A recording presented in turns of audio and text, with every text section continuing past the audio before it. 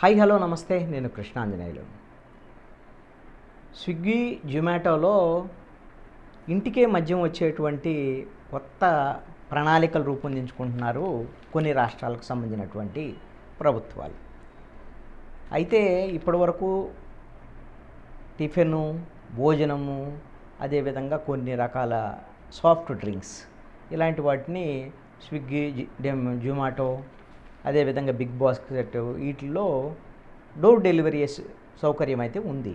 ఇప్పుడు ఏకంగా మద్యమే ఇంటికి సరఫరా చేస్తే ఎలా ఉంటుంది ఈ హోమ్ డెలివరీకి సంబంధించినటువంటి యాప్స్ ద్వారాగా అనేటువంటి దాని మీద కొన్ని రాష్ట్రాలకు సంబంధించినటువంటి ప్రభుత్వాలు ఈ మేరకు ఆయా సంస్థలతో సంప్రదింపులు జరుపుతున్నట్టుగా, పైలట్ ప్రాజెక్ట్ కింద దీన్ని అక్కడ ఇంప్లిమెంట్ చేయాలనేటువంటి ఆలోచనలతో ఉన్నట్టుగా ఎకనామిక్ టైమ్స్ ఒక ఆసక్తికరమైనటువంటి కథనాన్ని ప్రచురించింది. ఆయా సంస్థలకు సంబంధించినటువంటి ప్రతినిధులు దీనికి సంబంధించినటువంటి సమాచారాన్ని బయటికి వెల్లడించారు. ప్రధానంగా ఏ రాష్ట్రాల్లో ఇలాంటి ఆలోచన ఉంది అని అంటే దేశ రాజధాని ఢిల్లీ, హర్యానా, అదేవిధంగా కర్ణాటక, పంజాబు, తమిళనాడు, గోవా, కేరళ ఈ రాష్ట్రాల్లో ముందు ఈ డోర్ డెలివరీ యాప్స్ ద్వారాగా మద్యాన్ని సరఫరా చేస్తే ఎలా ఉంటుంది ఏంటి పైలట్ ప్రాజెక్ట్ కింద ఈ రాష్ట్రాల్లో ఇంప్లిమెంట్ చేయాలనేటువంటి ఆలోచనగా ఉన్నట్టుగా సమాచారం. అందుకు అనుగుణంగా వాళ్ళు అసలు ఈ విధమైనటువంటి మద్యం సరఫరా జరిపితే ఏమైనా ఇబ్బందులు ఉంటాయా ఏమిటి అనేటువంటి దాని మీద వాళ్ళు ఒక సర్వే జరుపుతున్నారు. అయితే దీనికి సంబంధించినటువంటి విషయంలో ఆంధ్రప్రదేశ్లో కూడా ఆంధ్రప్రదేశ్ ప్రభుత్వం, అందులో వైఎస్ఆర్ కాంగ్రెస్ పార్టీ ప్రభుత్వం ఉన్నప్పుడు గత 5 ఏళ్ల పాటు మద్యం షాపులను గత ప్రభుత్వమే నిర్వహించినటువంటి పరిస్థితి ఉంది.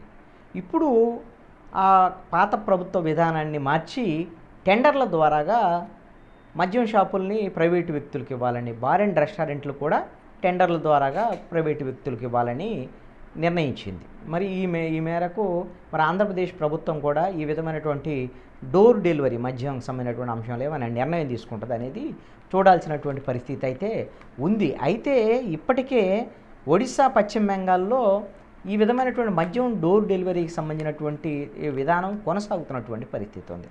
అయితే పశ్చిమ బెంగాల్ అయితే స్విగ్గీ, స్పెన్సర్స్, రిటైల్ సంస్థలు ఈ విధంగా మద్యాన్ని డోర్ డెలివరీ చేస్తున్నాయి.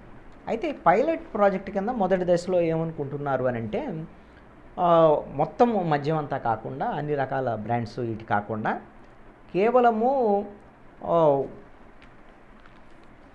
బీర్లు, అదేవిధంగా కొంచెం soft drinks means wine, beer ఈ రెండింటిని సరఫరా చేస్తే ఎలా ఉంటుంది అని. ఎందుకు వైన్, బీరు అనేటువంటి దాని మీద ఆలోచన చేస్తున్నారు అని అంటే ఇటీవల కాలంలో పాశ్చాత్య సంస్కృతి అనేటువంటిది భారతదేశంలో కూడా వస్తుంది.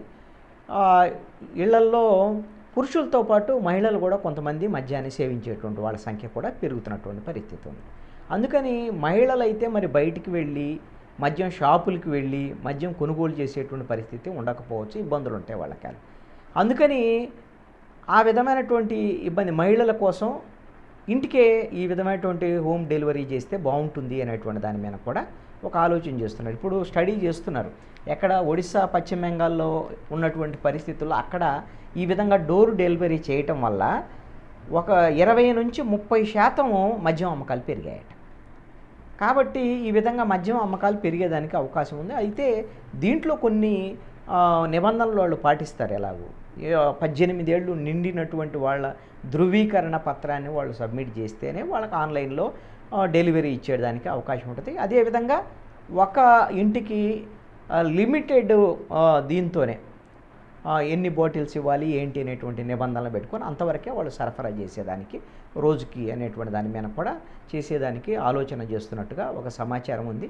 మరి ఈ మిగతా అంటే భారతదేశ వ్యాప్తంగా కొన్ని ఢిల్లీ ఈ విధమైనటువంటి రాష్ట్రాలు, గోవా ఇలాంటివన్నీ కూడా కొంచెం మద్యం ఈజీగా అందుబాటులోకి వచ్చేటువంటిది హోమ్ డెలివరీ ద్వారాగా ఇంకా ఎక్కువ మందికి అందుబాటులోకి వచ్చేటువంటి పరిస్థితి అయితే ఉండొచ్చు. మరి ఆంధ్రప్రదేశ్ విషయంలో కూడా ఈ విధమైనటువంటి మద్యాన్ని హోమ్ డెలివరీకి సంబంధించినటువంటి విషయంలో మరి ఈ స్విగ్గీ, జొమాటో వీళ్ళతో ఏమైనా ఒప్పందం చేసుకుంటారా, ఆంధ్రప్రదేశ్ ప్రభుత్వం వైఖరి ఎలా ఉండబోతుంది, కొత్త మద్యం పాలసీ వచ్చిన తర్వాత దీని మీద ఒక నిర్ణయం తీసుకునే దానికి అవకాశం ఉండొచ్చు.